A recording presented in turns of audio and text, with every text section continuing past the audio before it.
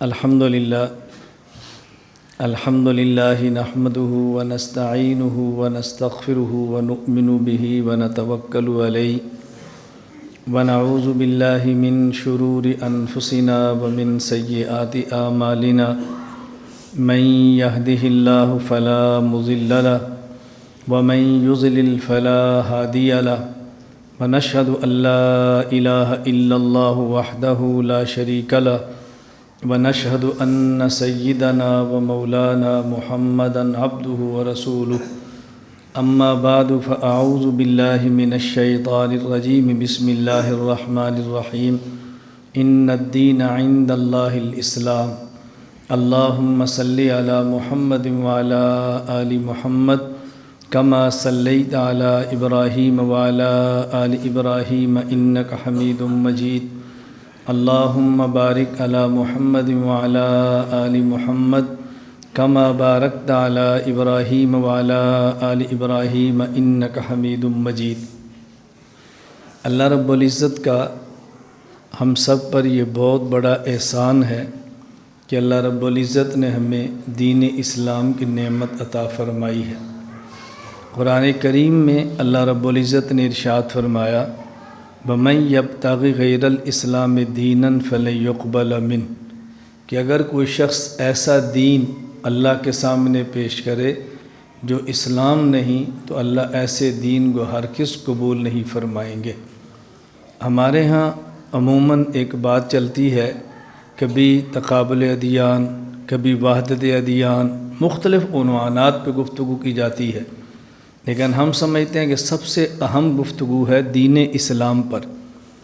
جس دین پر ہمیں فخر ہے، جس دین پر ہمیں اعتماد ہے، اور ہم جس دین کو نجات کا ذریعہ آخرت میں اور کامیابی اور عزت کا ذریعہ دنیا میں سمجھتے ہیں، ہمیں کھل کر اس دین پر بات کرنی چاہیے، خود اس کو سمجھنا چاہیے اور دوسروں کو سمجھانا چاہیے تاکہ ہمیں سمجھ آئے کہ دین اسلام کیا ہے۔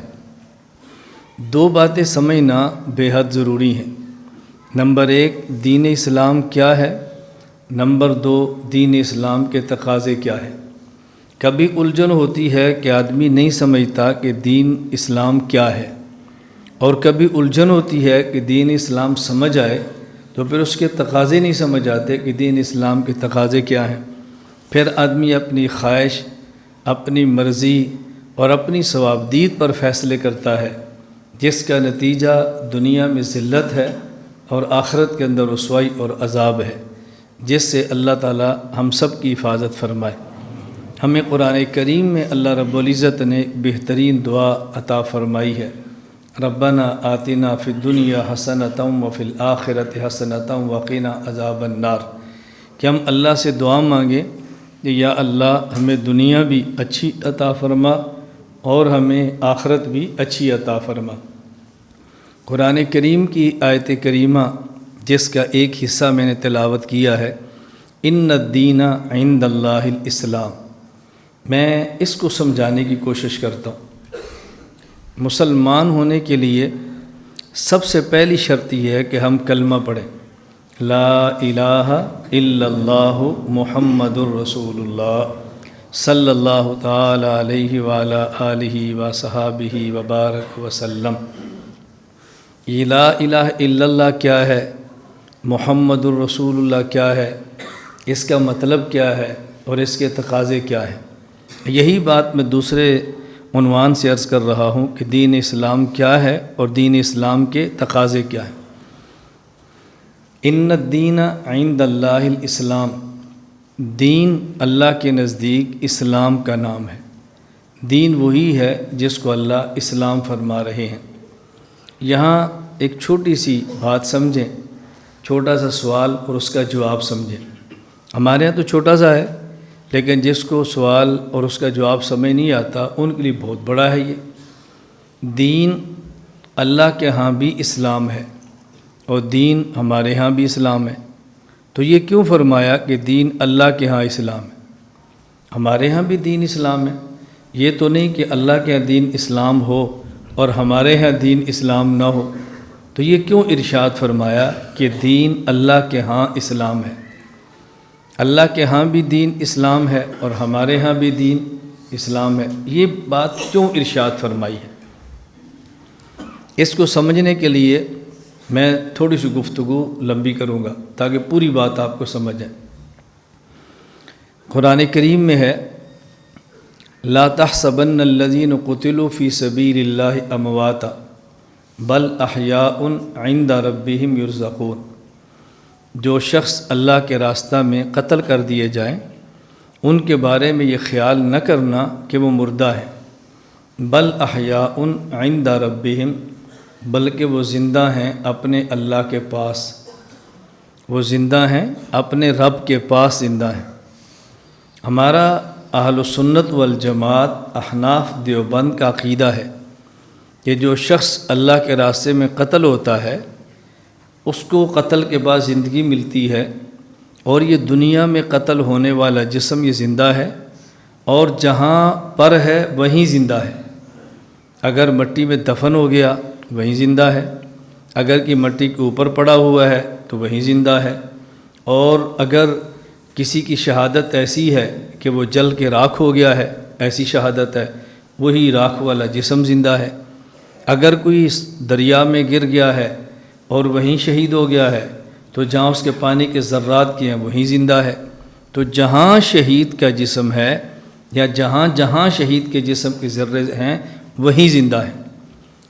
جو لوگ اس شہید کے جسد کو زندہ نہیں مانتے وہ دلیل کے طور پہ جب ہم یہ آیت پیش کریں تو وہ ہمیں کہتے ہیں کہ تم کہتے ہو کہ شہید زندہ ہے اپنی قبر میں، اللہ فرماتے ہیں زندہ ہے اللہ کے پاس۔ قبر میں زندہ نہیں، اللہ کے پاس زندہ ہے، اور اللہ کے پاس زندہ ہونے کا معنی یہ ہے کہ وہ علیین میں ہے۔ علیین کہتے ہیں 7 آسمانوں سے اوپر اور عرش سے نیچے ایک جگہ ہے، اس کا نام علیین ہے۔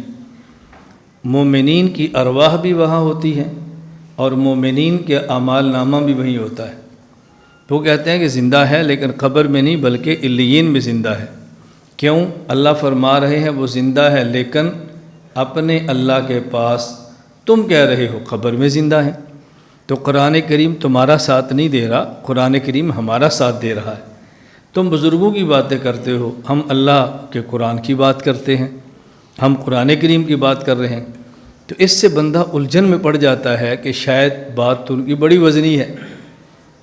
جب مجھ سے ایک آدمی نے یہی سوال کیا کہ تم کہتے ہو قبروں میں زندہ ہیں اور اللہ فرما رہے ہیں کہ اپنے پاس، اللہ کے پاس زندہ ہیں، لہٰذا علیین میں ہیں۔ اسی طرح جب ہم کہتے ہیں کہ انبیاء علیہ السلام زندہ ہیں اپنی قبور میں، حضور اکرم صلی اللہ علیہ وسلم زندہ اپنے جسد اطہر کے ساتھ روضہ مبارک میں، وہ کہتے ہیں جی تم نے استدلال کیا شہید زندہ ہے تو اللہ کے نبی اس سے بڑھ کے زندہ ہیں، چونکہ شہید کو زندگی نبی کی وجہ سے ملتی ہے، تو جہاں شہید زندہ ہوگا وہیں نبی زندہ ہوگا۔ جب شہید اللہ کے پاس زندہ ہے تو نبی بھی اللہ کے پاس زندہ ہے، اور اللہ کے پاس یہ قبر نہیں ہے، اللہ کے پاس علیین ہے۔ اس لیے قرآن کریم ہمارا ساتھ دے رہا ہے۔ اب دیکھو بندے کو الجھن شروع ہو گئی نا۔ میں نے ان سے پوچھا کہ جب قرآن یہ کہہ رہا ہے کہ اللہ کے پاس زندہ ہیں لہذا جہاں اللہ ہوگا وہیں زندہ ہوں گے، کہتے جی ہاں۔ تو میں نے کہا یہ بتائیں کہ اللہ کہاں ہے؟ اللہ کہاں ہے بتاؤ۔ اب اگر آپ کہتے ہیں جی اللہ عرش پر ہیں تو علیین تو عرش سے نیچے ہے نا، پھر وہ تو عرش کے اوپر زندہ ہوں گے، تو یہ دلیل تمہاری کیسے بنی؟ اگر آپ کا نظریہ ہے جیسے ہمارا عقیدہ ہے اللہ ہر جگہ پر ہے، اور ہم کھلے عام کہتے ہیں، بلا لجک کہتے ہیں، بلا خوف کہتے ہیں۔ میں بارہا یہ باتیں سمجھاتا ہوں، خوف ان کو ہوتا ہے جن کا اللہ سے تعلق نہیں ہوتا، اور جھجک ان کی ہوتی ہے جن کے پاس دلیل نہیں ہوتی۔ ہمارا اللہ سے تعلق بھی ہے اس لیے خوف نہیں ہے، اور دلیل بھی ہے اس لیے ہمیں جھجک بھی نہیں ہے۔ تو ہم بلا جھجک اور بلا خوف اپنا نظریہ پیش کرتے ہیں کہ اللہ تعالیٰ، بولو اللہ تعالیٰ ہر جگہ پر ہے۔ عقائد کے معاملے میں کمپرومائز نہیں ہے، یہ ہمارے مرکز اور ہماری خانقاہ کی خصوصیت ہے، کوئی اس پہ کمپرومائز نہیں ہے۔ تو میں نے کہا آپ بتاؤ کہاں پر ہے؟ آپ عرش پر کہتے ہیں تو پھر ان کو عرش کے اوپر زندہ مانو، علیین میں پھر بھی نہ ہوئے۔ اگر ہر جگہ مانتے ہیں اللہ کو تو ہر جگہ زندہ مانو، علیین میں پھر بھی نہ ہوئے تو یہ دلیل آپ کی کیسے بنی ہے؟ ان کو جتنا سبق پڑھایا تھا وہ پورا ہو گیا، بس اب اس کا جواب مشکل ہو گیا۔ شبہات ڈالنا بہت آسان ہے، شبہات کا رد یہ مشکل ہے۔ لوگ شبہات ڈالنے والوں کو علامہ کہتے ہیں، ان کے پاس بہت علم ہے، کیوں؟ یہ شبہات ڈالنا جانتے ہیں۔ میں کہتا ہوں شبہات ڈالنا آسان ہے اور شبہات کا رد کرنا مشکل ہے۔ ہم امت کو شبہات میں مبتلا نہیں کرتے، امت کے شبہات کو دور کرتے ہیں۔ جو مشکل کام ہے وہ ہم نے اپنے ذمہ لیا ہے، اور اللہ نے اپنے کرم سے اس مشکل کام کو آسان بھی فرما دی ہے۔ ہمارے شبہات کا رد کرنا کوئی مشکل بھی نہیں ہے، اللہ کا بہت بڑا کرم ہے۔ تو ان کے پاس تو جواب نہ بنا، آپ اس کو سمجھو، یہ عند ربہم، اللہ کے پاس زندہ ہے۔ ان الدین عند اللہ الاسلام، یہ دین اللہ کے ہاں اسلام ہے۔ عندہ کا مطلب سمجھیں گے تو بات سمجھ آئے گی۔ حضرت مریم علیہ السلام، ان کی تربیت زکریا علیہ السلام فرماتے، کمرے میں بند کرتے، دعوت دینے کے لیے چلے جاتے، واپس آتے، مریم کو کھانا دیتے۔ ایک دن تشریف لائے تو حضرت مریم بے موسم کے پھل کھا رہی تھی۔ پوچھا یا مریم انا لک ھذا، اے مریم یہ کہاں سے ہے؟ کہا جی میں نے عند اللہ، تو اللہ کی طرف سے۔ جو روزانہ مریم علیہ السلام کو حضرت زکریا کھانا دیتے وہ اللہ کی طرف سے ہوتا، لیکن آج جو پھل ملے وہ بھی اللہ کی طرف سے ہے۔ لیکن روزانہ ملنے والے پھل پر نہیں کہا جا رہا کہ اللہ کی طرف سے ہے، آج والے پھل پر کہا جا رہا ہے کہ یہ اللہ کی طرف سے۔ تو یہ لفظ عندہ حضرت مریم نے استعمال کیوں فرمایا ہے، یہ بات آپ سمجھیں۔ اسی طرح آپ کسی شخص کو ملنے کے لیے جاتے ہیں اور آپ ان سے پوچھتے ہیں کہ آپ کے ابا جان کہاں پر ہیں؟ کہتے ہیں وہ لاہور گئے ہیں، واپس کب آئیں گے؟ انشاءاللہ رات آ جائیں گے۔ آپ کے دادا ابو کہاں پر ہیں؟ وہ جی اللہ میاں کے پاس ہیں۔ اب دیکھو ہم جس گاؤں میں بیٹھے ہیں اس کا نام ہے 87 جنوبی، یہاں سے لاہور کے 2 گھنٹوں کا سفر ہے، اور یہاں سے قبرستان کا 2 منٹ کا سفر بھی نہیں ہے۔ یہ بالکل 7 قبرستان ہے۔ یہ 7 قبرستان ہونے کا نتیجہ کیا ہے کہ بعض ملحدین نے میرے خلاف ویڈیو کلپس ریکارڈ کرائے کہ یہ قبرستان پہ قبضہ کر کے بیٹھا ہوا، اس پر تو کوئی جگہ بھی نہیں ہے۔ میں نے کہا کاش تم آ کر دیکھ ہی لیتے، کیا فرق پڑتا ہے۔ اب ابو جان لاہور گئے ہیں اور دادا ابو اللہ میاں کے پاس۔ اللہ میاں کے پاس ہونے کا معنی ہے کہ قبرستان میں ہے نا۔ اب دیکھو کیا اللہ میاں قبرستان میں ہے؟ اگر اللہ ہر جگہ پر ہے تو قبرستان میں ہے، لاہور بھی ہیں۔ تو یہ کیوں کہا کہ ابو جی لاہور گئے ہیں اور رات آ جائیں گے، اور دادا ابو یہ اللہ میاں کے پاس، یہ کیوں کہا؟ ایک شخص 1 کنال جگہ خریدتا ہے، اس 1 کنال جگہ میں سے 15 مرلے کا مکان بنا لیتا ہے، اپنی ضرورت کی 5 مرلے کی مسجد بنا لیتا ہے۔ 1 کنال جگہ اس نے خریدی ہے 20 مرلے، اور تعمیر اس نے خود کی ہے، کسی سے پیسہ مانگا نہیں ہے۔ یہ جو 15 مرلے کا مکان ہے، اگر اس شخص کا نام عبد الرحمن ہے، اگر اس کا نام عبداللہ ہے، کوئی نام ہے، میں وہ نام لے رہا ہوں جو اللہ کو سب سے زیادہ پسند ہے، تو کسی بندے سے پوچھو یہ گھر کس کا ہے؟ کہتے ہیں یہ عبداللہ بھائی کا ہے۔ یہ گھر کس کا ہے؟ یہ اللہ میاں کا ہے۔ تو جگہ ایک ہی بندے نے خریدی ہے، 15 مرلے عبداللہ کا گھر ہے اور 5 مرلے کا اللہ کا گھر ہے۔ آخر یہ 2 گھروں کے نام تبدیل کیوں ہوئے ہیں؟ اس کی وجہ کیا ہے؟ قرآن کریم کی اصطلاح میں عندہ کا مطلب کیا ہوتا ہے؟ عند ربہم، عند اللہ، اس کا معنی کیا ہوتا ہے؟ دنیا میں ہر چیز پر حقیقی اور ظاہری اختیار اللہ کے ہیں، لیکن بعض چیزیں ایسی ہیں کہ جن پر حقیقی اختیار تو اللہ کے ہوتے ہیں، لیکن ظاہری اختیار اللہ بندے کو دے دیتے ہیں۔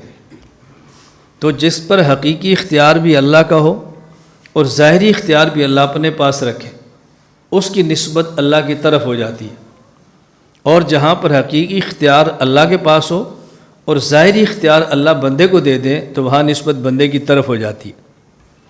یہ جو حضرت مریم کو روزانہ کھانا ملتا تھا وہ زکریا علیہ السلام لا کر دیتے تھے، وہ چاہے تو لا کر دیں چاہے تو لا کر نہ دیں، لیکن حقیقی اختیار اللہ کا ہے اور ظاہری اختیار زکریا علیہ السلام کو دیا ہے۔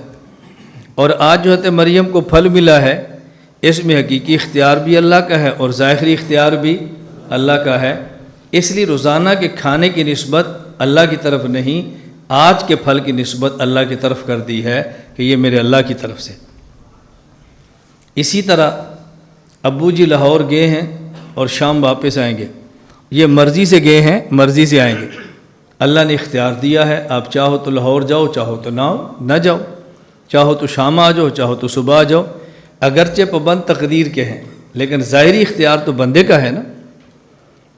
اور یہ جو دادا ابو فوت ہو کر قبر میں گئے ہیں، نہ اپنے اختیار سے گئے ہیں نہ اختیار سے واپس آئیں گے، تو ابو جو کہ اپنے اختیار سے گئے ہیں اس نسبت ابو جی کی طرف رکھی ہے کہ ابو جی لاہور گئے ہیں، اور دادا ابو اپنی مرضی سے فوت بھی نہیں ہوئے، مرضی سے قبرستان بھی نہیں گئے، تو نسبت اللہ کی طرف کیا ہے کہ دادا ابو اللہ میاں کے پاس گئے۔ تو یہ قرآنی اصطلاح ہے۔ ایک آدمی نے ایک کنال جگہ خریدی ہے، 15 مرلے کا مکان بنایا اپنے لیے، 5 مرلے کا مکان بنایا اللہ کی عبادت کے لیے۔ یہ 15 مرلے کا مکان بیچنا چاہے تو بیچ سکتا ہے، ہدیہ چاہے کرنا چاہے تو کر سکتا ہے، یہاں سے کسی اور جگہ منتقل مکان کرنا چاہے تو کر سکتا ہے، لیکن 5 مرلے کی جگہ جو وقف کر کے اللہ کے لیے بنا دی ہے، اب نہ اس کو بیچ سکتا ہے نہ اس کو کسی اور جگہ منتقل کر سکتا ہے۔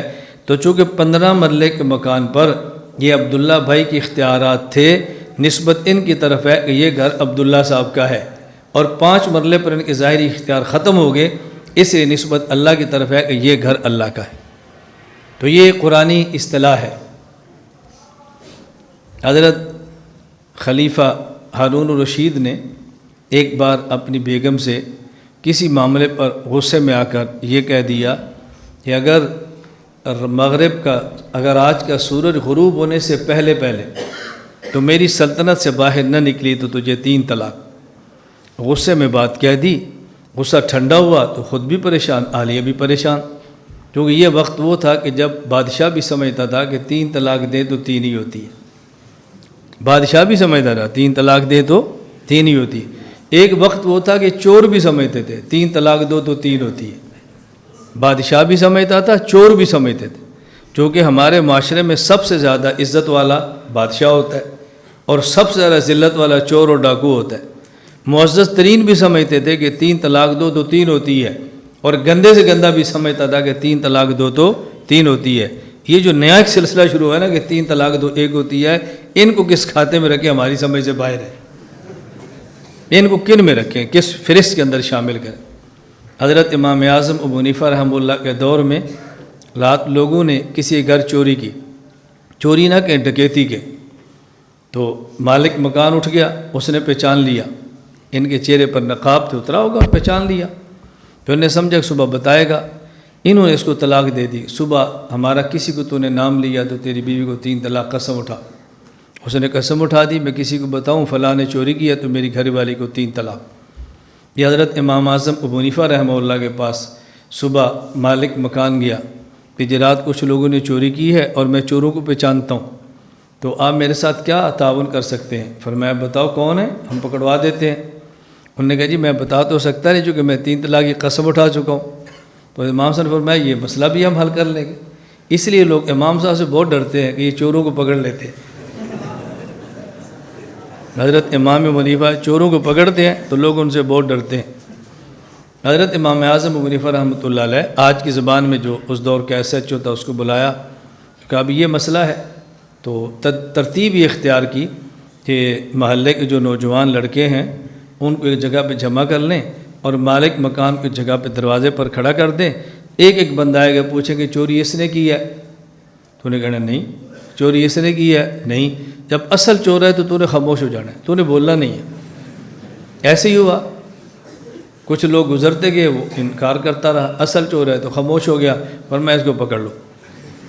اب دیکھو ایک وقت وہ تھا کہ چور بھی سمجھتے تھے کہ 3 طلاق دو تو 3 ہوتی ہے، بادشاہ بھی سمجھتے تھے 3 طلاق دو تو 3 ہوتی ہے۔ یہ آج کے دور میں عجیب ڈھکوسلا چلا ہے، بھئی ان کے گھر اجڑنے سے بچاؤ، ان کے گھر اجڑنے سے بچاؤ، گھر اجڑنے سے بچاؤ، گھر اجڑ رہے ہیں۔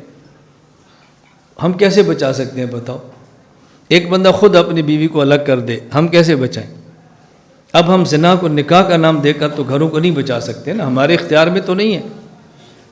یہ ذہن میں رکھنا میں باتیں کیوں عرض کر رہا ہوں. بادشاہ نے کہہ دیا، اب دونوں پریشان ہو گئے. حضرت قاضی امام ابو یوسف رحمہ اللہ کے ہاں بادشاہ کی بیگم نے پیغام بھیجا کہ یہ مسئلہ ہے، کوئی حل تجویز فرمائے. فرمایا مسئلہ اہم ہے، بیٹی خود آؤ. بے شک بادشاہ کی بیوی تھی لیکن آنا تھا، اس کی مجبوری تھی. حضرت امام ابو یوسف رحمہ اللہ نے کسی کو کہہ کر تو اس مسجد کے اندر ایک چھوٹی سی جگہ بنوا دی کہ جب وہ آئیں تو ان کو یہاں ٹھہراؤ. وہ آ گئی مغرب کی نماز اذان سے کچھ دیر پہلے. کہا جی ان کو بلاؤ. فرمایا میں ابھی آتا ہوں، تھوڑی انتظار کرو.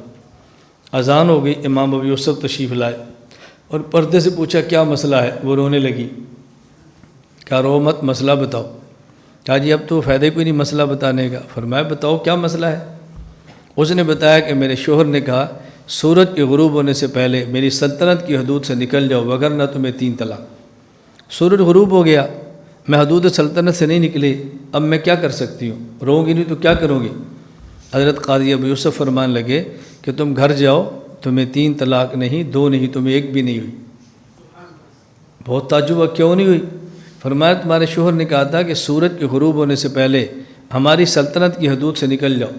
بادشاہوں کی سلطنت کی حدود مسجد کے باہر ہوتی ہے، مسجد یہ بادشاہوں کی حدود سلطنت میں نہیں ہوتی. اس پر بادشاہ کا کوئی اختیار نہیں، خالص اس پر اللہ کا اختیار چلتا ہے. جاؤ گھر، کوئی طلاق نہیں ہوئی. تو میں یہ عرض کر رہا تھا عند ربہم کا معنی یہ ہوتا ہے. اب جب ہم کہتے ہیں کہ جو لوگ اللہ کے راستے میں قتل ہو گئے، مردہ خیال مت کرو بلکہ وہ زندہ ہیں اللہ کے پاس، یہ حیات اللہ کے پاس ہے. اس کا مطلب کیا ہے؟ توجہ اس طرف رکھیں. اس کا مطلب کیا ہے؟ دنیا میں انسان زندہ ہوتا ہے اور اس کی حیات میں ظاہری طور پر انسان کے اختیار کو دخل ہوتا ہے. کوئی آدمی زہر کھا لے تو مر جائے گا. اب زہر کھایا تو مر گیا، اگرچہ تاثیر اللہ نے زہر میں موت کی رکھی ہے لیکن اختیار تو انسان کا ہے نا. کوئی کسی کو قتل کرے تو قاتل کو سزائے موت دے دو. اگر بندے کا اختیار نہ ہوتا تو قاتل کو سزائے موت کیوں ہوتی؟ زہر کھا کے مرنا اگر بندے کا اختیار نہ ہوتا تو اس خودکشی کو حرام کیوں کہتے؟ اس لیے کہا جا رہا نا کہ اس کے اندر بندے کو اختیار کا دخل ہے. اگر بندے کے اختیار کو کوئی دخل نہ ہو تو خودکشی کرنا حرام نہ ہو اور قتل کرنا گناہ نہ ہو. اس کا معنی کہ زندہ رہنے میں بندے کے اختیار کو کچھ دخل ہے. بندہ کھانا چھوڑ دے کتنے دن جیے گا؟ سانس لینا چھوڑ دے کتنی دیر زندہ رہے گا؟ پانی پینا چھوڑ دے کتنی دیر زندہ رہے گا؟ بالآخر مر جائے گا. یہ سمجھایا جا رہا ہے کہ دنیا میں جو انسان کو حیات ملتی ہے اس میں کچھ ظاہری اختیار بندے کا ہوتا ہے، لیکن قتل کے بعد اور وفات کے بعد یہ جو شہید کو حیات ملی ہے عند ربہم کا معنی اس حیات میں شہید کو کوئی دخل نہیں. یہ دنیا کا مال نہ کھائے تب بھی زندہ ہوگا، نہ سانس لے تب بھی زندہ ہوگا، نہ پیے تب بھی زندہ ہوگا. بل احیاء عند ربہم، وہ زندہ ہیں اللہ کے پاس. کیا معنی؟ کہ ان کی حیات میں ان کے اختیار کو کوئی دخل نہیں. اب یہ چاہے تو تب بھی زندہ ہے، نہ چاہے تو تب بھی زندہ ہے. اس میں ان کی چاہت اور عدم چاہت کو کوئی دخل نہیں. اندہ کا معنی سمجھ آ گیا؟ یہ میں نے ایک راستہ آپ کی خدمت میں پیش کیا ہے. آپ اس سے اور مثالیں جتنی دیں گے تو مسئلہ حل ہوتے جائیں. لفظ اندہ پر بات آ گئی تو میں ایک اور بات عرض کر دوں. ہمارا عقیدہ ہے کہ رسول اللہ صلی اللہ علیہ وسلم کی قبر مبارک پر صلاۃ و سلام پڑھیں. آپ خود سماعت فرماتے ہیں اور کبھی کبھی نہیں، ہمیشہ سماعت فرماتے ہیں. اور اگر دور سے صلاۃ و سلام پڑھا جائے تو اللہ تعالیٰ کے فرشتے اللہ کے نبی کی خدمت میں مدینہ منورہ پیش کر دیتے ہیں. سارے ایک بار پڑھ لو. اللہم صلی علی محمد وعلی آل محمد کما صلیت علی ابراہیم وعلی آل ابراہیم انک حمید مجید. اللہم بارک علی محمد وعلی آل محمد کما بارکت علی ابراہیم وعلی آل ابراہیم انک حمید مجید. بتاؤ حضور کتنے خوش ہوئے ہوں گے؟ اللہ کی قسم دنیا میں حضور کی خوشی مل جائے اور کیا چاہیے؟ اللہ کے نبی ہم سے راضی ہو جائے اور کیا چاہیے؟ قیامت کے دن نجات کا سب سے آسان راستہ ہے حضور پر فدا ہو جاؤ. بس نبوت پہ فدا ہو جاؤ، نبوت پہ عاشق ہو جاؤ. کمیاں کوتاہی اعمال میں رہ جاتی ہیں لیکن محبت اور عشق عجیب چیز ہے جو محبوبیت کو ڈال دیتی ہے انسان کے قلب اور دماغ میں، اور نجات کے راستے آسان ہو جاتے ہیں. میں ایک مثال دیتا ہوں، شاید بات آپ کو جلدی سمجھ آ جائے. بسا اوقات ایک بندہ وہ مسجد میں نماز نہیں پڑھتا، چہرے پہ داڑھی بھی نہیں رکھتا، اور ممکن ہے شراب بھی پیتا ہو، ممکن ہے زنا بھی کرتا ہو، اور مسجد کے امام سے اتنا پیار کرتا ہو کہ اگر کوئی شخص مسجد کے امام کے خلاف تھوڑی سی بات کرے نا، وہ فوراً میدان میں اٹھے، خبردار تو نے امام صاحب کے بارے میں جملہ کہا کیسے ہے؟ چند نمازی اکٹھے ہو جائیں، امام صاحب کو فارغ کرنا ہے، اور وہ آ کر آ جائے، امام صاحب جب تک میں ہوں کسی کی جرأت نہیں تمہیں مسلح سے ہٹا بھی سکے، میں آپ کے ساتھ ہوں، آپ ہمت کریں۔ میں مسجد میں تو نہیں آتا، گنہگار آدمی ہوں، لیکن کبھی کوئی مسئلہ ہو تو مجھے آپ بتائیں، مجھے بتائیں امام کو اس بندے سے کتنا پیار ہوگا۔ یہ عمل میں تو کمزور ہے، لیکن امام کا جو عاشق ہے یہ دل سے عاشق ہے۔ اسی طرح بہت سارے لوگ، قاضی علم الدین آپ کے سامنے مثال ہے، کتنے لوگ ہیں بظاہر اعمال میں کوتاہی ہوتی ہے، اپنے نفس کی خواہشات میں غرق ہوتے ہیں، لیکن اللہ کی محبت سے عشق سچی ہوتی ہے اور حضور کے دیوانے ہوتے ہیں، اس لیے وہ سب کچھ برداشت کر سکتے ہیں، لیکن نبی کے خلاف کوئی بات برداشت نہیں کر سکتے۔ نماز پڑھنی چاہیے، فرض ہے، اس کا ترک بہت بڑا گناہ ہے۔ میں کوئی ایسا جملہ نہیں کہتا کہ جس سے نماز نہ پڑھنے والے کی حوصلہ افزائی ہو، لیکن حکیم الامت مجدد الملت مولانا تھانوی کا مزاج ضرور بیان کرتا۔ حضرت تھانوی فرماتے کہ یہ جو بندہ نماز نہیں پڑھتا، بس اوقات یہ بھی ناز میں نہیں پڑھتا، بس اوقات یہ بھی ناز میں نہیں پڑھتا، مغفرت کو تمہارے ہاتھ میں، حضور سفارش کریں گے میں بخشا جاؤں گا۔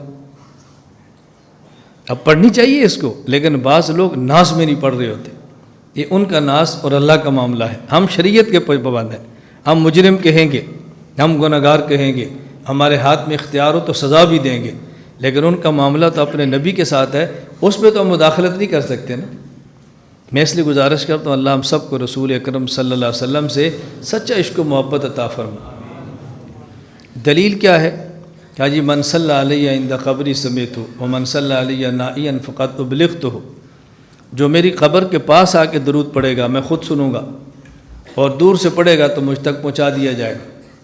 اب دیکھو اس کے خلاف جو اس حدیث کو نہیں مانتا، یہ عقیدہ نہیں رکھتا، اس کے خلاف حدیث پیش کرتا کہ اللہ کے نبی فرماتے ہیں میرے قبر کے پاس آ کر درود پڑھو تو میں نہیں سنتا، اور دور سے پڑھو تو نہیں پہنچایا جائے گا۔ تو حدیث کے مقابلے پر حدیث پیش کرنی چاہیے نا۔ ہم نے عقیدے پر حدیث پیش کی ہے، دوسرا بندہ حدیث نہیں پیش کر رہا، شبہات پیدا کر رہا ہے، شبہات۔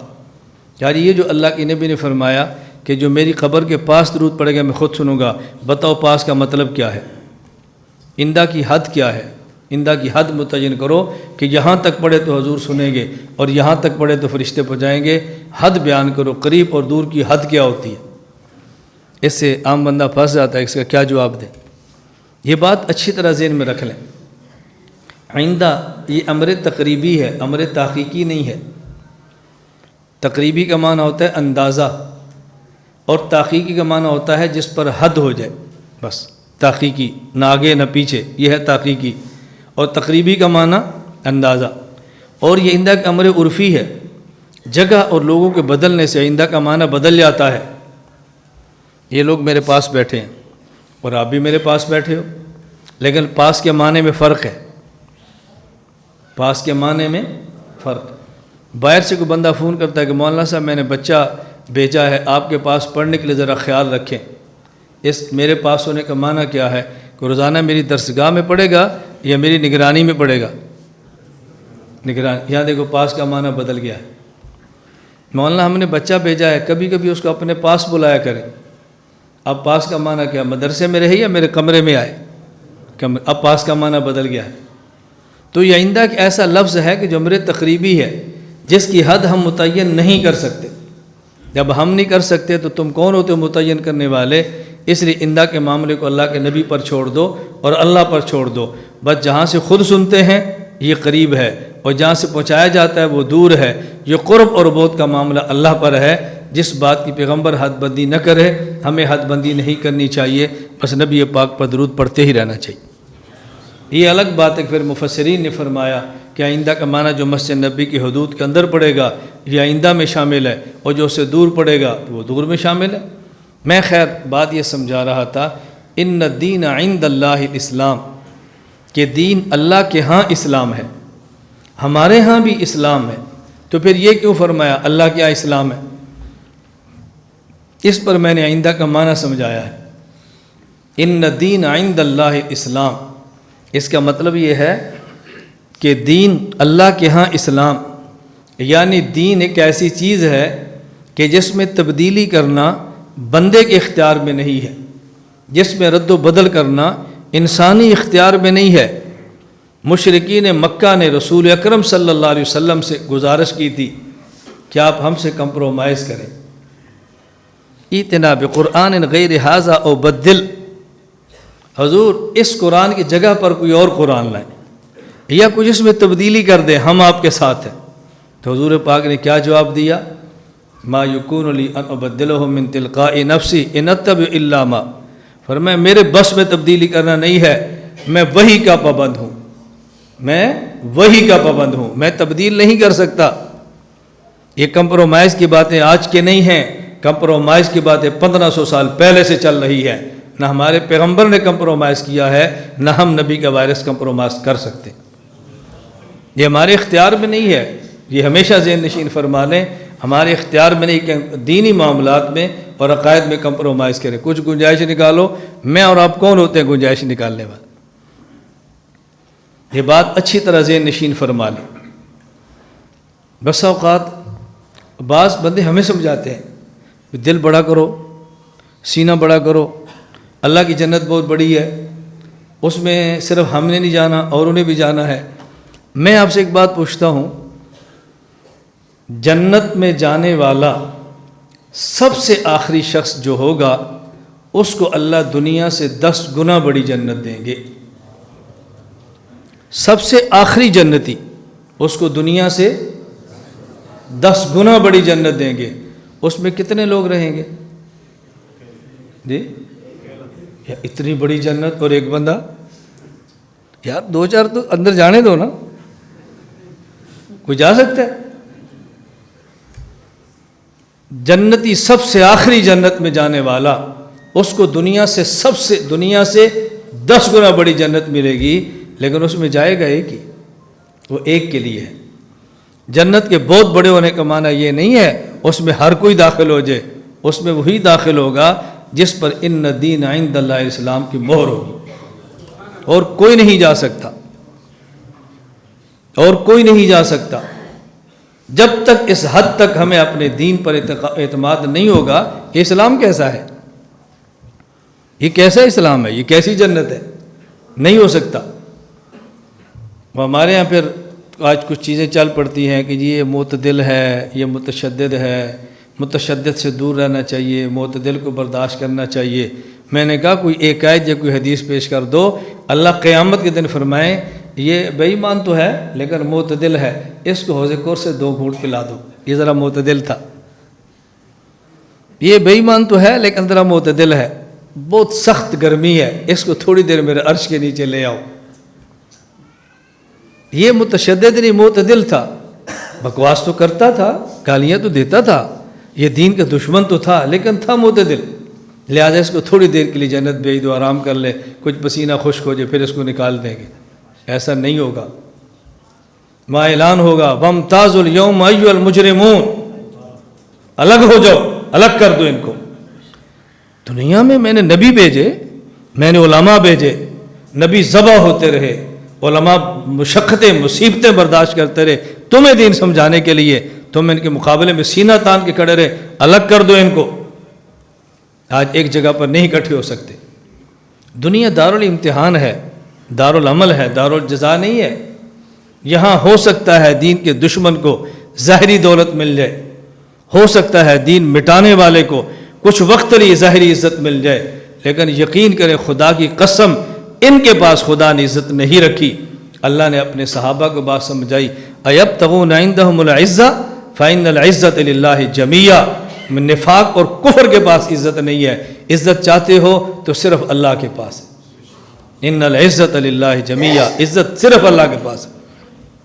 میں نے اس لیے گزارش کی ہے ہم سے تعلق رکھنے والے یہ فیصلہ کریں کہ ہم دین کے معاملے پہ کمپرومائز نہیں کر سکتے، عقائد کے معاملے پر کمپرومائز نہیں کر سکتے. عقیدہ وہی ہے جو اللہ رب العزت نے بیان فرما دیا. ان الدین عند اللہ الاسلام، دین وہی ہے جو اللہ کے یہاں اسلام ہے. وہ جی گھر اجڑ رہے ہیں تو ہم کیسے آباد کر سکتے ہیں؟ گنجائش نکالو، ہم کیسے نکال سکتے ہیں؟ ہماری اوقات کیا ہے؟ ہماری اوقات کیا ہے کہ ہم اللہ کے دین میں ہم گنجائش نکالیں؟ کوئی بندے کی اوقات بھی تو ہوتی ہے نا. ہماری اوقات نہیں ہے کہ ہم گنجائش نکال سکیں. جہاں اللہ کا رسول گنجائش دے گا وہاں نکلے گی، جہاں اللہ کا رسول گنجائش نہیں دے گا ہم نہیں نکال سکتے. جتنا معروف واقعہ ہے حضرت خولہ رضی اللہ تعالیٰ عنہ، آپ کے شوہر نے فرما دیا کہ تو میرے اوپر میری ماں کی طرح ہے. اس کو زہار کہتے ہیں. ابھی تک حکم زہار نہیں آیا تھا. پرانا طریقہ یہ تھا کہ جب کوئی بندہ طلاق دے تو رجوع ہو سکتا تھا، لیکن کوئی بیوی کو ماں کی طرح کہہ دے اس کے رجوع کی کوئی صورت نہیں ہوتی تھی. بس خولہ حضور کے پاس آ گئی، یا رسول اللہ گنجائش؟ میرے بس میں نہیں ہے، تو اپنے شوہر پر حرام ہو گئی ہے. حضور میری عمر دیکھیں، میرے بچے ہیں، میں کہاں جاؤں گی؟ نہ کوئی مجھے نکاح ملے گا، نہ مجھے کوئی قبول کرے گا. میں نے زندگی اس کے ساتھ گزاری. گنجائش؟ میں خولہ میرے بس میں نہیں، میں نہیں گنجائش نکال سکتا. قرآن کی آیت اتری، قرآن کریم کی آیت اتری کہ اللہ نے اس خولہ کی بات سنی ہے اور حکم زہار آ گیا ہے. اللہ کے نبی نے تو گنجائش نہیں دی نا، میرے بس میں گنجائش نہیں ہے. اللہ حکم دے تو اللہ مالک ہے. اب وحی کے دروازے بند ہو گئے، ہم کسی کے لیے کوئی گنجائش نہیں نکال سکتے. اس لیے اپنی گھر والی کو طلاق دیتے وقت لاکھ مرتبہ سوچو اس کا انجام کیا ہوگا. غصے میں 3 طلاقیں دے کر مت دوڑو کہ جی ہمارے لیے کچھ گنجائش نکالو، کچھ گنجائش نکالو، ورنہ وہاں جائیں گے. تم نے جہاں جانا ہے جاؤ، یہ تمہارا مسئلہ ہے، ہمارا مسئلہ نہیں ہے. جب ہم سمجھائیں تو تمہیں شرم نہیں آتی، اور جب دے دیں تو پھر دوڑتے پھرتے ہیں. ان الدین عند اللہ الاسلام، اللہ نے فرمایا کہ دین وہی ہے جو اللہ کے ہاں اسلام ہے. اس دین اسلام کے اظہار کا طریقہ اپنی زبان سے کہیں لا الہ الا اللہ محمد الرسول اللہ صلی اللہ تعالی علیہ وآلہ آلہ وصحابہ وبارک وسلم. اس کو سمجھیں، اس کا مطلب کیا ہے؟ اس کا معنی یہ ہے ہم اس بات کو تسلیم کرتے ہیں کہ ہمارے خالق اللہ ہے. اللہ خالق بھی ہے، اللہ مالک بھی ہے.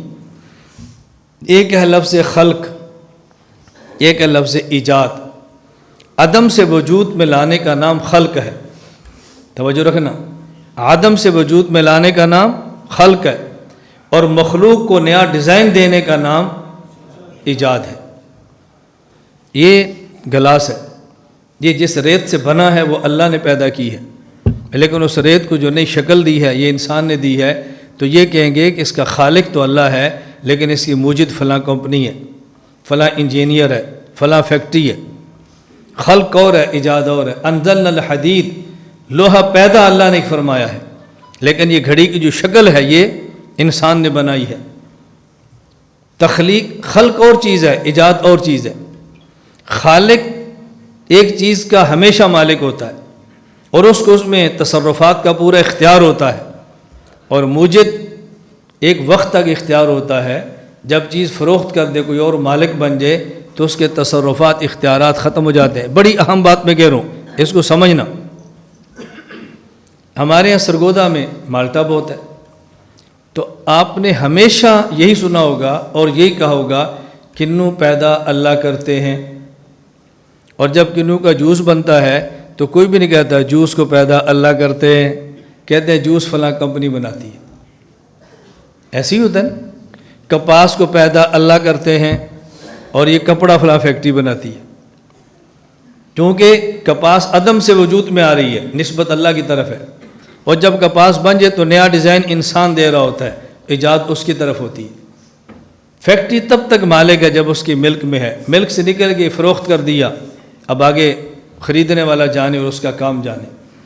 تو ہمارے خالق اللہ ہے اور ہمارے مالک، توجہ رکھنا، انسان، جن، ملائکہ، ان کے بارے میں کبھی آپ نہیں سنیں گے کہ ان کا موجد بھی کوئی ہے. کبھی نہیں سنیں گے۔ اس کا موجد انسان، یہ سنگ مرمر کا موجد انسان، کپڑے کا موجد، گھڑی کا موجد، لاؤڈ سپیکر کا موجد انسان کا موجد کوئی بھی نہیں۔ کیوں؟ اللہ انسان کو عدم سے وجود میں جب لاتے ہیں نا، اور انسان موجود ہو جاتا ہے، پیدا ہو جاتا ہے مخلوق، پھر اس انسان کا نیا ڈیزائن دینا یہ دنیا کے بس پہ نہیں ہے۔ اس کی آنکھیں آگے ہیں پیچھے کر دو، پاؤں اوپر سے نیچے کر دو، دو انسان جوڑ کے تیسرا بنا دو، نہیں ہے۔ توجہ سے بات سمجھنا، یہ میں کیوں بات سمجھا رہا ہوں؟ دیکھو کنوں کا مالک اللہ ہے، لیکن جب اس کی نئی شکل آ گئی، اب وہ فیکٹری نے جوس بنا دیا، اب وہ موجد ہیں، اب مالک وہ بن گئے ہیں نا، ظاہری اختیار اللہ ان کو دیتے ہیں۔ تو جس چیز کا خالق اللہ ہو اور اس کا پھر موجد انسان ہو تو اس کے حقیقی اختیار اللہ کے پاس ہوتے ہیں اور ظاہری اختیار اللہ موجد کو دیتے ہیں، اور جس کا دنیا میں کوئی موجد نہ ہو اس پر حقیقی اختیار بھی اللہ کے ہوتے ہیں اور ظاہری اختیارات بھی اللہ اپنے پاس رکھتے ہیں۔ اس کا مطلب کیا ہے؟ ایک ہے حکم شرعی، ایک ہے حکم تکوینی، ایک ہے معاملات تکوین کا، ایک ہے معاملہ شریعت کا۔ یہ جو شرعی معاملات ہیں، اللہ رب العزت فرمایا کہ تم نے یہ پڑھنا ہے، تم نے یہ نہیں پڑھنا، یہ کھانا ہے، یہ نہیں کھانا۔ ایک وہ چیز ہے جس سے انسان کو نقصان اور نفع ہو، اس میں اللہ بندے کو اختیار دیتے ہیں، لیکن یہ جائز ہے اور یہ ناجائز ہے، اس میں اختیار اللہ بندے کو نہیں دیتے۔ کیا کھانا ہے اور کیا پینا ہے، اس کا تعلق دنیا کے ساتھ ہے، توجہ رکھنا۔ اچھا کھائیں گے تو اچھی صحت، بیکار کھائیں گے تو بیکار صحت، مفید صحت کھائیں گے تو صحت کو فائدہ، مضر صحت کھائیں گے تو صحت کو نقصان۔ اس کا تعلق دنیا سے، آخرت سے نہیں ہے۔ تو چونکہ دنیا میں ظاہری اختیارات بندے کو اللہ دیتے ہیں ظاہری جسم کے، موت تک کے لیے، اس لیے کیا کھانا ہے کیا نہیں کھانا اللہ اس پر بندے کو پابند نہیں کرتے، لیکن جن چیزوں کے کھانے اور نہ کھانے کا تعلق آخرت کے ساتھ ہو کہ یہ کھاؤ گے تو فائدہ اور یہ کھاؤ گے تو نقصان، اللہ بندے کے حوالے نہیں کرتے، وہ اللہ اختیار اپنے پاس رکھتے ہیں۔ اس میں بندہ بدلنا بھی چاہے تو اس کو نہیں بدل سکتا، کہ جس کو اللہ حرام کہہ دے اس کو بندہ حلال کہہ دے، اور جس کو اللہ حلال فرما دے اس کو بندہ حرام کہہ دے، یہ بندے کے اختیار میں نہیں ہے۔ تو دین اسلام کی ظاہری صورت، آدمی کلمہ پڑھے لا الہ الا اللہ، اس کا معنی یہ ہے کہ یا اللہ ہمارے خالق آپ ہیں، ہمارے مالک بھی آپ ہیں، اور آپ کے اختیارات ہمارے اوپر ہیں، ہم آپ کے اختیارات کو مانتے ہیں۔ ہماری جو چیز آپ نے پیدا کی ہے، ایک ہے انسان، ایک ہے انسان کے اعضاء، انسان پورے کا خالق اور مالک بھی اللہ ہے، انسان کے ہر عضو کا خالق اور مالک بھی اللہ ہے۔ انسان خودکشی کر کے خود کو ختم کرنا چاہے تو یہ بھی جائز نہیں ہے، اللہ کے ملک کے اندر تصرف ہے، اور اگر انسان خودکشی نہ کرنا چاہے، پیٹنا چاہے، مارنا چاہے، خون نکالنا چاہے، یہ بھی جائز نہیں ہے، کیونکہ اس کے اعضاء میں سب عضو کا مالک اللہ ہے۔ تو جس کا مالک ہو، مملوک اپنے مالک کی ملکیت میں معمولی قسم کا تصرف کرنا چاہے تو نہیں کر سکتا، نہ ہم خودکشی کر کے مکمل جسم کو تباہ کر سکتے ہیں، اور نہ کوئی اور ظلم کر کے اپنے عضو کو ختم کر سکتے ہیں۔ ہمارے اللہ پورے جسم کے مالک بھی ہیں اور جسم کے ہر عضو کے مالک بھی ہیں۔ ہمارے ذمہ ہے کہ سر کے بال سے لے کر پاؤں کے ناخن تک پورے جسم کو اللہ کے حوالے کر دیں، اسی کا نام دین اسلام ہے، اسی کا نام دین اسلام ہے۔ اور اللہ کیا چاہتے ہیں کہ بندہ یہ کام کیسے کرے کیسے کرے کیسے کرے، یہ ہمیں پتہ نہیں چل سکتا جب تک اللہ اور ہمارے درمیان کو واسطہ نہ ہو۔ اس واسطے کا نام ہے رسول۔ ہم پھر دوسرا جملہ بولتے ہیں محمد الرسول اللہ، محمد الرسول اللہ۔ نمبر 1 لا الہ الا اللہ، نمبر 2 محمد الرسول اللہ۔ اس کا معنی یہ ہے کہ دین اسلام ان 2 جزوں کا نام ہے۔ نمبر 1 لا الہ الا اللہ، جس میں ہم اعتراف کرتے ہیں ہمارا خالق اور مالک اللہ ہے، ہم اس کے ہر حکم کو مانیں گے، اگر غلطی ہوگی تو توبہ کریں گے، اور پھر ہم کہتے ہیں محمد رسول اللہ۔ اس کا معنی یہ ہے ہم اللہ کے حکم پر عمل کریں گے لیکن اپنی مرضی سے نہیں کریں گے، ایسے کریں گے جیسے اللہ کے نمائندے رسول اللہ صلی اللہ علیہ وسلم نے ہمیں کر کے دکھایا ہے۔ نہ اس میں کمی کر سکتے ہیں، نہ اس میں اضافہ کر سکتے ہیں، کمی کریں گے تو ملحد بن جائیں گے، اضافے کریں گے تو بدعتی بن جائیں گے، اور اضافے اور کمی نہیں کریں گے تو پھر پکے مسلمان بن جائیں گے۔ اس لیے ہم نہ کمی کر سکتے ہیں نہ اضافہ کر سکتے ہیں، کیونکہ اس کا نام اسلام ہے۔ ان الدین عند اللہ الاسلام، دین اللہ کے ہاں اسلام ہے، جس کا معنی سمجھ آ گیا۔ ہم کمی بیشی نہیں کر سکتے، ہم ترمیم اضافے نہیں کر سکتے، ہمارے ذمے ہے یہ کام کریں۔ میں ایک تو عرض کر رہا تھا، اس کا معنی سمجھے، اس کا معنی کیا ہے؟ ان الدین عند اللہ الاسلام کا معنی کیا ہے؟ لا الہ الا اللہ کا مطلب کیا ہے؟ محمد الرسول اللہ صلی اللہ علیہ وسلم کا مطلب کیا ہے؟ نمبر ایک، اس کو ذہن میں بٹھا لیں۔ یہ جو ہمارے ہاں مراکز، دینی ادارے اور خانقاہیں جیسے آپ تشریف لائے ہیں، ان خانقاہوں کا کام ہے کہ یہ بات امت کو سمجھائیں، دلائل کے ساتھ سمجھائیں، فضائل کے ساتھ متوجہ کریں۔ میرے دو لفظوں پہ غور کرنا، دلائل سے بات کو سمجھائیں اور فضائل سے بات ان کو متوجہ کریں۔ فضائل سے بات سمجھائی نہیں جاتی، فضائل سے توجہ دلائی جاتی ہے، اور دلائل سے بات سمجھائی جاتی ہے۔ اس لیے ہم دلائل پر زیادہ زور دیتے ہیں کہ بات سمجھ آئے، بات سمجھ آئے۔ جب بات سمجھ آ جائے، شرح صدر ہو جائے، عمل کرنا بہت آسان ہوتا ہے۔ اور جب بات سمجھ نہ ہو، آدمی ہلکی سی کسی ٹینشن کا شکار رہے تو اس کے لیے عمل کرنا مشکل ہوتا ہے۔ عمل کر تو لیتا ہے لیکن الجھنیں رہتی ہیں، عمل کرنے میں دقت پیش آتی ہے۔ ہمارے ذمے ہے کہ جیسے دین ملا ہے ویسے دین سمجھائیں، جیسے دین ملا ہے ویسے دین امت تک پہنچائیں، اس میں کمی بیشی نہ کریں، کمی اور زیادتی نہ کریں، اپنی طرف سے نئی تحقیقات پیش نہ کریں، اپنی طرف سے نئے فلسفے پیش نہ کریں، اپنی طرف سے مذہبی سکالر بن کے دین کے حلیے کو مت بگاڑیں، اصلی شکل میں دین پیش کریں۔ یہ امامہ اللہ کے نبی کی سنت ہے، یہ 1500 سال پہلے بھی سنت تھی، آج بھی سنت ہے اور قیامت تک رہے گی، اس میں ہم تبدیلی نہیں کر سکتے۔ سر پہ ٹوپی پہننا رسول اللہ صلی اللہ علیہ وسلم کی سنت تھی، آج بھی سنت ہے اور قیامت تک سنت رہے گی، اس میں تبدیلی ہم نہیں کر سکتے۔ کوئی نہیں باندھتا، نہیں پہنتا، اس کا مسئلہ، لیکن دین میں تحریف اور تبدیلیاں نہ کرو۔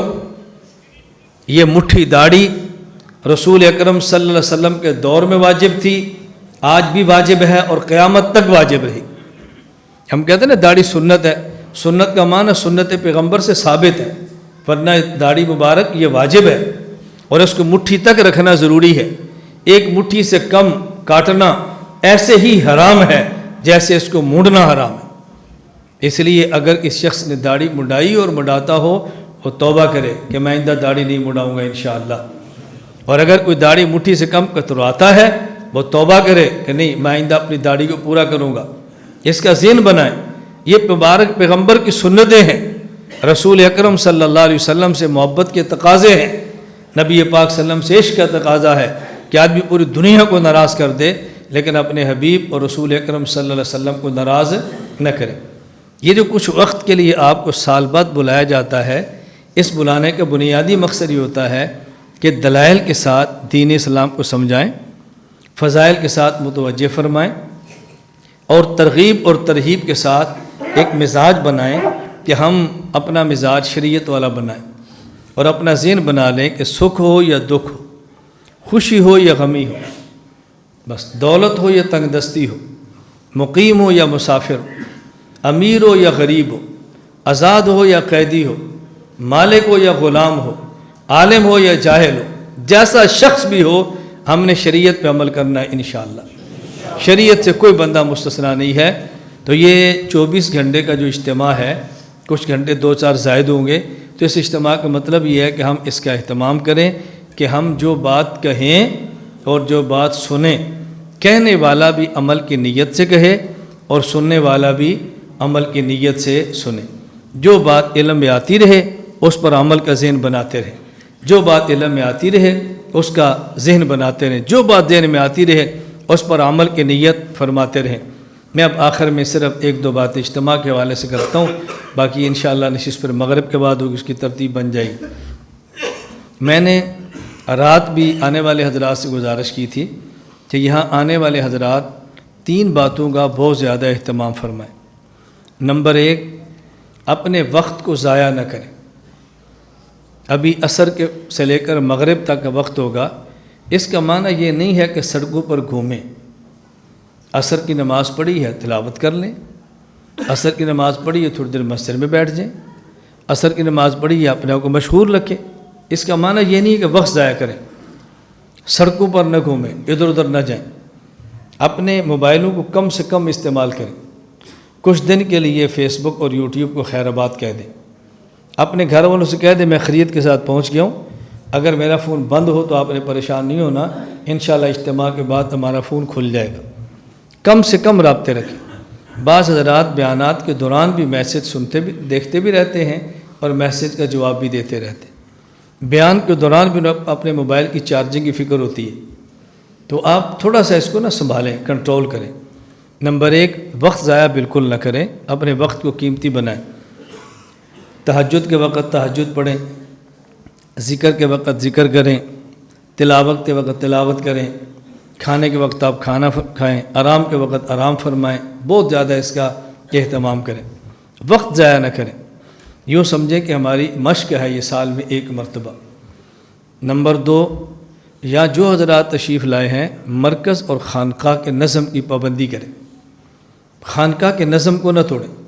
یہ ہمارے نظم کا حصہ ہے کہ آنے والے حضرات مجھ سے بھی مصافحہ نہ کریں، میں آپ کے قریب سے گزروں تب بھی مصافحہ نہ کریں، اپنے کام میں لگے رہیں، اس میں نظم میں دخل ہو۔ آپ میں سے کوئی ایسا شخص نہیں ہوگا کہ جس سے مصافحہ نہ ہو، انشاءاللہ تمام سے مصافحہ ہوگا انشاءاللہ، لیکن نظم کی بالکل اس کو توڑے مت، اپنے کام سے کام رکھیں۔ کبھی کھانے میں درمیان میں آتا ہوں، کبھی ویسے درمیان میں آتے ہیں، مصافحہ نہیں کرنا، اپنے کام سے کام رکھیں۔ تو اپنے یہاں کے نظم میں خلل نہ ڈالیں۔ جتنے یہاں خانقاہ حنفیہ کے خدام ہیں، نظم میں بد نظمی پیدا کرنے سے ان حضرات کو الجھن اور پریشانی ہوتی ہے۔ اب دیکھو، باہر ہم نے پنڈال لگایا تھا، اچانک بارش آ گئی، اللہ گواہ ہے پتہ نہیں آپ پریشان ہوں نہ ہوں، کم از کم میں پریشان نہیں۔ میں نے رات ہی کہہ دیا تھا کہ ہم نہیں پریشان، ہم اللہ سے دعا مانگیں گے بارش ختم ہو جائے، اللہ سے دعا مانگیں گے موسم کھل جائے، لیکن موسم نہ بھی کھلا، بارش ہوتی بھی رہی، خدا نخواستہ اجتماع ختم بھی ہو گیا تو پھر کیا ہوگا؟ ہمارا تعلق تو اللہ سے ہے نا، اللہ کے لیے۔ اللہ جتنا کام چاہتے ہیں اتنے اسباب عطا فرما دیتے ہیں، جتنا نہیں چاہتے اتنے اسباب نہیں عطا فرماتے۔ اللہ کے فیصلوں پر بندے کو راضی رہنا چاہیے، یہ ہمارا کوئی ذاتی معاملہ نہیں ہے۔ اس لیے میں نے گزارش کی ہے وقت کی پابندی کریں، نظم کا خیال کریں۔ نمبر 3، اللہ تعالیٰ سے مانگنے کا بہت اہتمام کریں، دعائیں بہت مانگیں، اپنے لیے مانگیں، رشتہ داروں کے لیے مانگیں، دوست احباب کے لیے مانگیں، پوری امت کے لیے مانگیں، دعائیں مانگنے کا بہت زیادہ اہتمام فرمائیں۔ اللہ تعالیٰ ہم سب چیزوں کی پابندی کرنے کی توفیق عطا فرمائے۔ لا الہ الا اللہ، لا الہ الا اللہ، لا الہ الا اللہ، ما لنا رب سوا۔ لا الہ الا اللہ، لا الہ